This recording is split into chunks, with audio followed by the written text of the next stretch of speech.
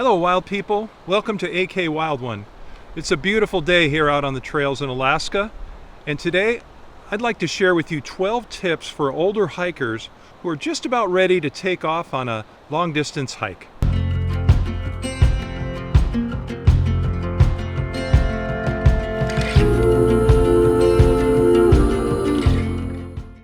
Well, thank you for checking out this video.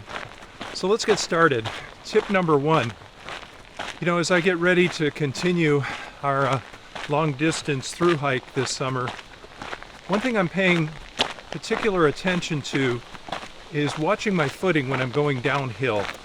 I read recently that you're 3 to 4 times more likely to injure your legs, your knees, or your ankles, or your feet hiking downhill than you are walking on flat ground or uphill. So one thing I'm going to pay particular attention to is watching my footwork. When I come to downhill sections, I'm going to make sure I go slower. I'm going to take smaller steps and bend my knees too.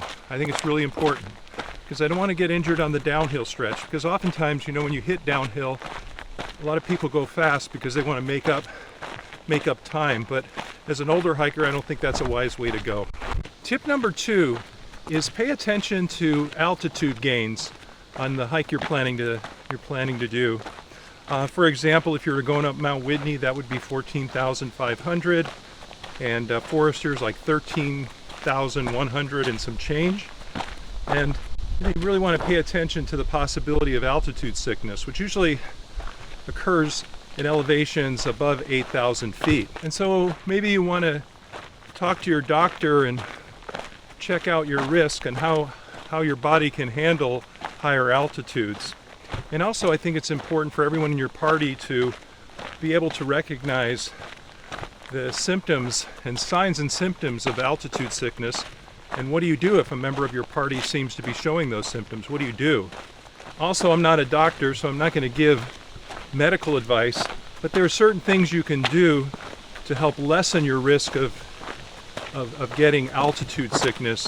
Certain things you can do before you begin climbing, and one of those, of course, is to stay hydrated, which I'll talk about later. Tip number 3. So during the last month before your hike, I would avoid zeros. And I know I sound like a Marine sergeant when I say that, but I think you'll agree that as you get older, it's really easy to fall out of shape, and it's really hard to get in shape. So if you don't keep up the pace until the end, you might find yourself on the trail out of shape, and you don't want that to happen. Do all your training and prep beforehand, but don't let off right toward the end. So even if you're only hiking a mile or two, you got a busy day and you don't have much time, get that mile or two in. Just keep moving. Tip number 4 is mix it up. Yesterday we hiked a really steep hike. It was probably 2,000 feet over the course of a few miles, so it was pretty steep. It was our training mountain, and we don't do it every day. Today I'm on a pretty flat section, pretty much a dirt road here along a beautiful river, and so it's good to mix things up a little bit. And I think the more variety in terrain that you can train on, the better off you're going to be. So if you've got a chance, like we have a glacier we like to walk across, we also have snow still in Alaska, so we'll mix it up so we'll get practice in a variety of terrains. Oh my, there's some moose poop. Moose poop, or if you're a practical joker, you might refer to it as milk duds, organic milk duds. That'll make you the life of the party. Okay, if it's a month before your big hike, now's the time to start adding weight. After you've worked on your trail legs and your conditioning and a little bit of core strength, now's the time to start adding weight to your backpack.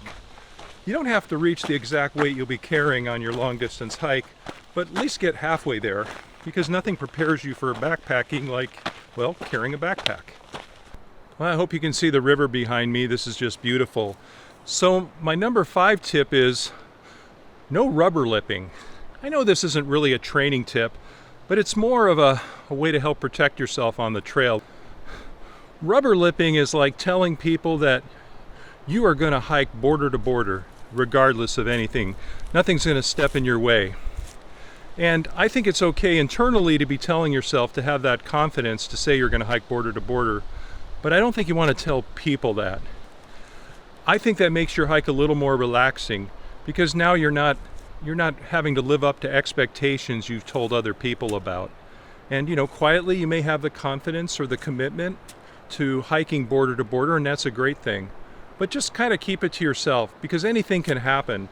You could run into smoke, or you could run into closures, or you could get injured. And these are things, a lot of these things you can't control. Last year on the trail, I can't even begin to estimate how many times people asked me, "Are you going all the way to Canada?" And I always found that a difficult question to answer, because I really wasn't sure.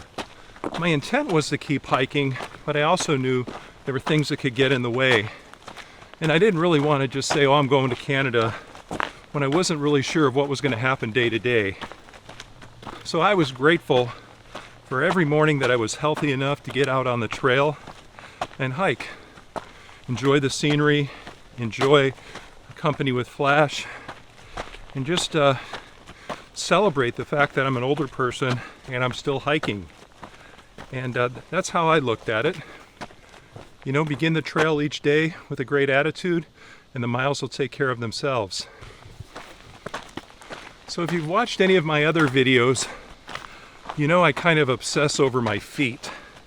And so be kind to your feet. At the end of the day, if you feel like soaking them in Epsom salt or ice, take care of them, clean them, cut your toenails, enjoy your feet. And pay attention to your feet, do some stretching exercises. Flash has created 3 nice videos that go over all the different stretching exercises you can do on the trail, so maybe watch those. And then if you really want to make your feet smile and be happy, start out wearing a pair of brand new broken-in shoes with new insoles. Oh my goodness. That's nothing's better than that. That's like having a pair of wings on the PCT. Last year on the PCT, I went through 6 or 7 pairs of shoes, and every time I put on a new pair of shoes, I don't know, it was almost like a religious experience. It was just so wonderful. I felt like I could fly. Just the way that the soles grip the earth. And it's a great feeling. And I think that's a great way to start out your trip, where your feet and your shoes are happy. Happy feet, happy people, right? Okay, if it's the last month before your big hike, I think it's a good idea to focus on really good nutrition.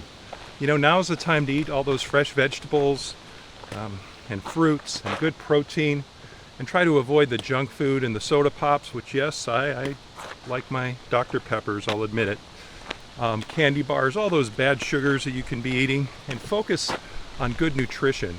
One of the things on the PCT, I think it's really hard to eat healthy on the trail. I would say probably 95% of PCT hikers, like ourselves, like us, like Flash and me, we ate a lot of junk. Dehydrated meals, energy bars every day.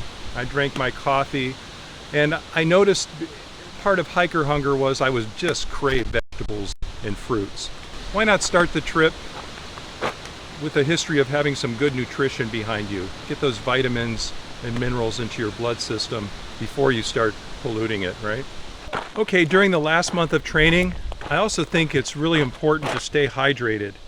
And one of the things I like to do is to make sure I'm getting enough of those electrolytes. And so two sources or products that I use are those Nun tablets, and then I also use Liquid IV.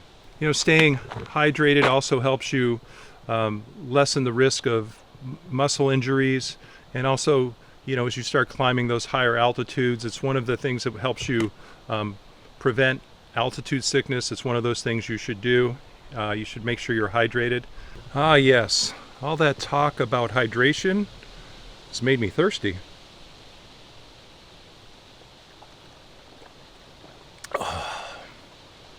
Nothing like Alaska water. Okay, the next tip for older hikers who are just about ready to depart on a long distance hike is go to bed early and get up early. because that's what you'll be doing on the PCT. You'll be getting up early, and then chances are you'll probably be in bed by 8 o'clock, which is also known as hiker midnight. This practice will help get your body into the rhythms of the trail. And so maybe you won't wake up groggy and tired. You'll be ready to go. You know, so adjusting your sleep patterns now to what they're going to be on the trail helps your body get adjusted to the rhythms of the trail. And that'll be a good thing.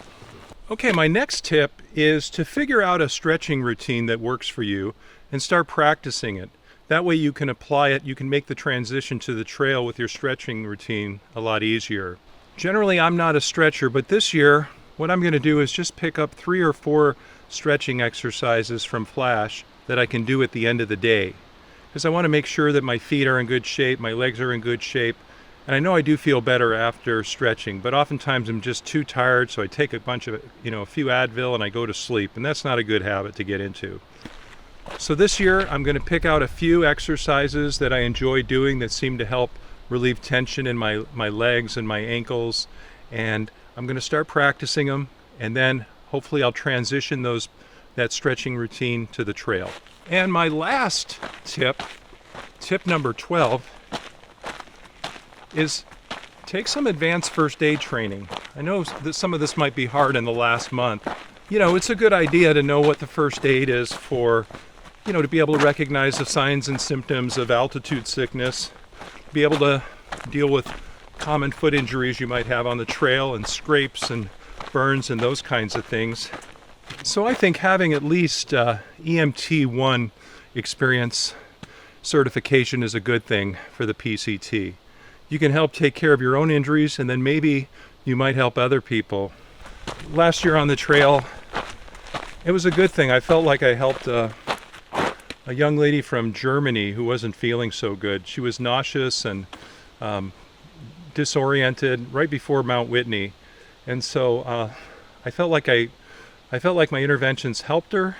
And then, and what was even better is an emergency room doctor from England came along, and that made the situation better. It felt good to be able to help out a hiker because you experience so much generosity on the trail. Sometimes it's a good thing to be able to give back to others. Okay, those are my 12 advanced tips for older hikers. And if you like this video, please consider subscribing. Hit the subscribe button and the notifications button. And check out some more of our videos, particularly the ones on stretching that Flash made. And until we meet again, live wildly, my friends.